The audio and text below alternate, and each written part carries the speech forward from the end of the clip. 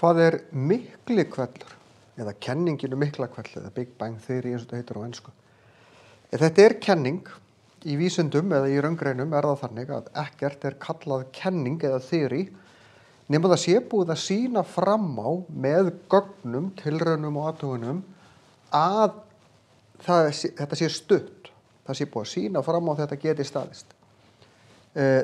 Það það erfitt í raun að fá eitthvað staðfest sem kenningu í dag að ekkert sem hefur fengið staðfest sem kenning hefur verið hrakið í meir en 100 ár.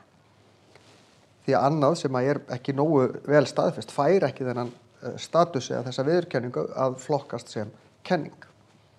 Kenningin Miklahvell ákveðin hugmynd eða útskýring á hvernig alheimurinn eins og við þekkjum hann í dag var til.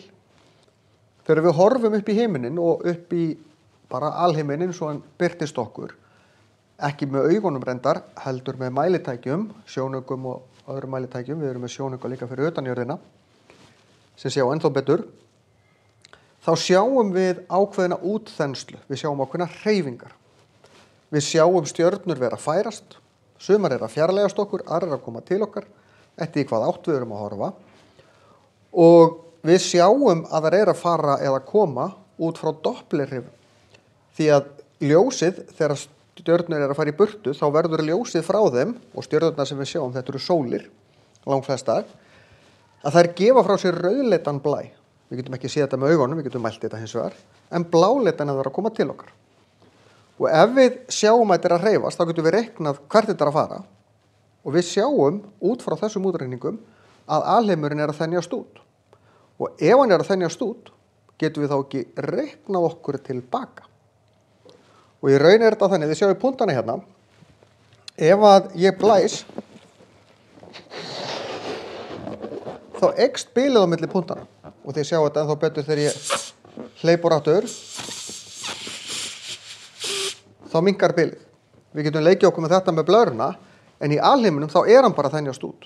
En við getum reiknað okkur tilbaka niður í 1 punkt fyrir cirka 13,7 milljörðum ára. Hvað gerðist í þessum punkti? Jú, þá allt efni, öll orka og allt í einum litlum punkti. Við vitum ekki nákvæmlega, vísindamenn hafa ákveðna hugmyndur hversu stór þessi punktur var, en hann var ekki sérstaklega stór. Og í svona litlum punkti, þegar við komum með svona mikið efni og svona mikla orku saman í 1 punkt, þá myndast ofboðslegur hiti og þá erum við ekki að tala um að efnin séu í frumeindum eða í reikistjörnum eða einhverju sem við þekkjum í dag. Heldur var þetta á einhverju öðru stigi, en síðan leið og Miklihvellur gerist, þá losnar þetta í sundur. Og þá losnar þessi orka og þá þarf þetta að kólna, þetta tók einhverja sekundur, en þá og svo í framhald af því, myndast frumeindir eins og við þekkjum þar og hægt og rólega verður alheimurinn til og hann ennþá að verða til því hann ennþá að breytast, hann ennþá að þenjast út. Hvað gerðist fyrir þennan punkt og hversu lengi var þetta í þessum punkti? Já, það höfum við ekki hugmynd því að við höfum engin gögn eða lítið af gögnum til þess að vinna með það. Auðvitað til hugmyndur það, en það ekki stutt með neinum alvöru gögnum ekki ennþá allavega. Þannig að Miklihvellur kenning og útskýring á hvernig alheimurinn sem við sjáum í dag varð til.